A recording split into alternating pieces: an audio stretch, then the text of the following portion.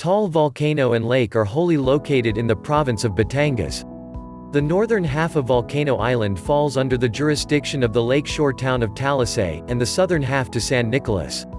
The other communities that encircle Taal Lake include the cities of Tanawan and Lipa, and the municipalities of Talisay, Laurel, Agoncillo, Santa Teresita, Alatagtag, Cuenca, Balit and Matas na Kahoy. Permanent settlement on the island is prohibited by the Philippine Institute of Volcanology and Seismology or PHIVOLCS, declaring the whole volcano island as a high-risk area and a permanent danger zone (PDZ). 7. Despite the warnings, poor families have settled on the island, risking their lives, earning a living by fishing and farming crops from the rich volcanic soil. The crater lake on Volcano Island is the largest lake on an island in the world. 12. Moreover, this lake contains Vulcan Point, a small rocky island that projects from the surface of the crater lake, which was the remnant of the old crater floor that is now surrounded by the 2-kilometer (1.2 miles) wide lake, now referred to as the main crater lake. Vulcan Point is often cited as the largest third-order island in a lake on an island, in the world, though this is also claimed to be true of an unnamed Canadian island located within Victoria Island. Therefore, Taal has an island within a lake, that is on an island within a lake, that is on an island within the sea. Vulcan Point Island is within main crater lake, which is on Volcano Island. Geological history: Taal Volcano is part of a chain of volcanoes along the western side of the edge of the island of Luzon, which were formed by the subduction of the Eurasian plate underneath the Philippine Mobile Belt. Taal Lake lies within a 25 to 30 kilometers (16 to 19 miles) caldera formed by explosive eruptions between 140,000 and 5,380 BP. 2. Each of these eruptions created extensive ignimbrite deposits, reaching as far away as where Manila stands today.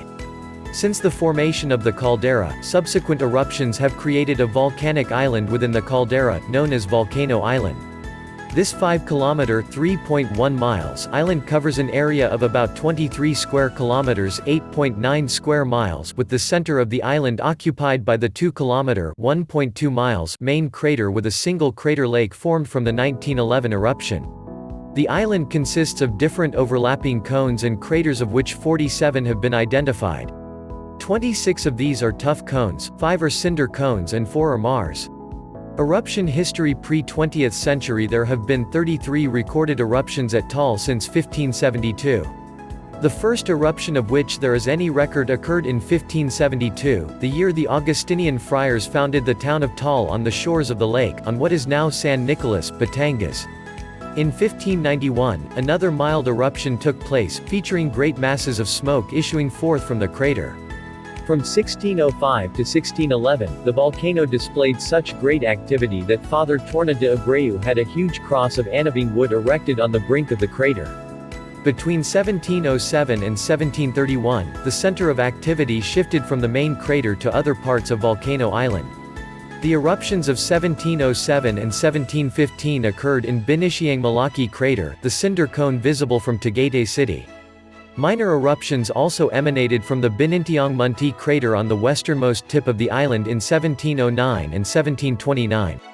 A more violent event happened on September 24, 1716, when the whole southeastern portion of the crater of Calauit, opposite Mount Macolod, was blown out. The 1731 eruption off Pira-Piraso, or the eastern tip of the island, created a new island. 18. No studies have been done to determine whether Napayan or Bubuan Island was formed in the eruption, or just a pumice raft. Activity returned to the main crater in 1749, and it was remembered for being particularly violent, VEI = 4. Then came the Great 200-Day Eruption of 1754, the greatest eruption of Taal, which is described below. Taal remained quiet for 54 years except for a minor eruption in 1790. Not until March 1808 did another big eruption occur. While this outbreak was not as violent as the one in 1754, the immediate vicinity was covered with ashes to a depth of 84 centimeters (33 in). It brought great changes in the interior of the crater, according to chroniclers of that time. Before, the bottom looked very deep and seemed unfathomable, but at the bottom, a liquid mass was seen in continual ebullition. After the eruption, the crater had widened and the pond within it had been reduced to 1/3 and the rest of the crater floor was higher and dry enough to walk over it. The height of the crater walls has diminished, and near the center of the new crater floor, a little hill that continually emitted smoke. On its sides were several wells, one of which was especially remarkable for its size. On July 19, 1874, an eruption of gases and ashes killed all the livestock on the island. From November 12 to 15, 1878, ashes ejected by the volcano covered the entire island. Another eruption took place in 1904, which formed a new outlet in the southeastern wall of the principal crater. As of 12 January 2020, the last eruption from the main crater was in 1911, which obliterated the crater floor, creating the present lake. In 1965, a huge explosion sliced off a huge part of the island, moving activity to a new eruption center, Mount Tabaro. Taal Volcano's greatest recorded eruption occurred in 1754 and lasted from May 15 to December 1.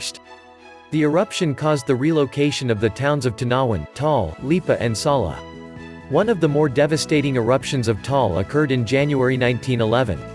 During the night of the 27th of that month, the seismographs at the Manila Observatory commenced to register frequent disturbances, which were at first of insignificant importance, but increased rapidly in frequency and intensity. The total recorded shocks on that day numbered 26. During the 28th there were recorded 217 distinct shocks, of which 135 were microseismic, while 10 were quite severe.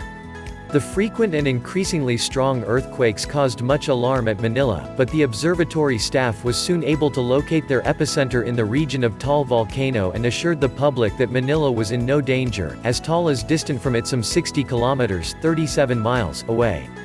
In Manila, in the early hours of the 30th of January 1911, people were awakened by what they at first perceived as loud thunder. The illusion was heightened when great lightning streaks were seen to illuminate the southern skies. Those who investigated further, however, soon learned the truth.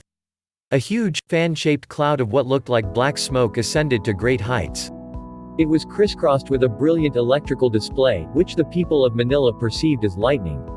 This cloud finally shot up in the air, spread, then dissipated, and this marked the culmination of the eruption, at about 2:30 a.m. On Volcano Island, the destruction was complete. It seems that when the black, fan-shaped cloud spread, it created a blast downward that forced hot steam and gases down the slopes of the crater, accompanied by a shower of hot mud and sand.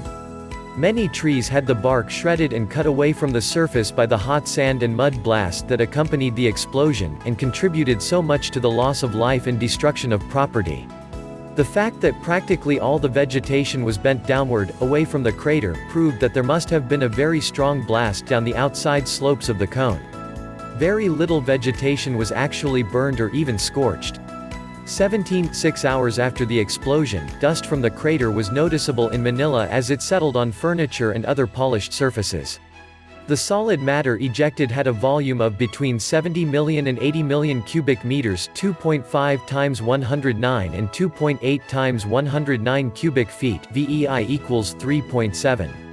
Ashes fell over an area of 2,000 square kilometers, 770 square miles, although the area in which actual destruction took place measured only 230 square kilometers, 89 square miles.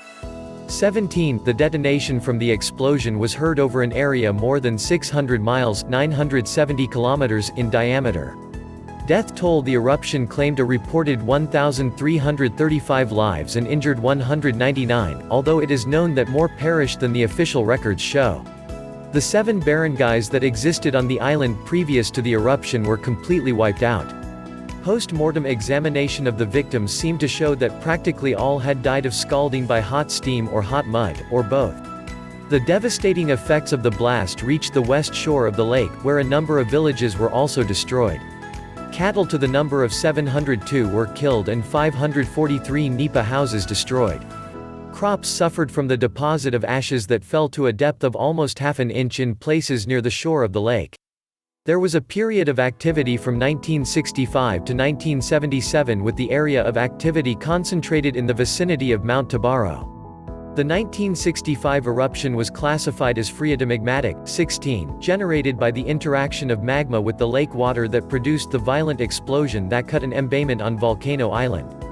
The eruption generated cold base surges, 20, which traveled several kilometers across Lake Taal, devastating villages on the lake shore and killing about 100 people.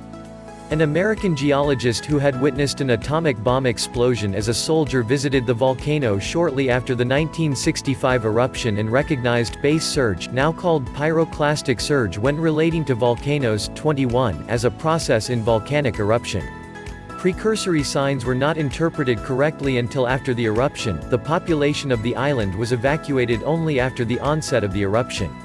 After 9 months of repose, Taal reactivated on July 5, 1966 with another phreatomagmatic eruption from Mount Tabaro, followed by another similar eruption on August 16, 1967. The Strombolian eruptions, which started 5 months after on January 31, 1968, produced the first historical lava fountaining witnessed from Taal. Another Strombolian eruption followed a year later on October 29, 1969. The massive flows from the two eruptions eventually covered the bay created by the 1965 eruption, reaching the shore of Lake Taal. The last major activities on the volcano during this period were the phreatic eruptions of 1976 and 1977. Since the 1977 eruption, it had shown signs of unrest since 1991, with strong seismic activity and ground fracturing events, as well as the formation of small mud pots and mud geysers on parts of the island. The Philippine Institute of Volcanology and Seismology (PHIVOLCS) regularly issued notices and warnings about current activity at Taal, including ongoing seismic unrest.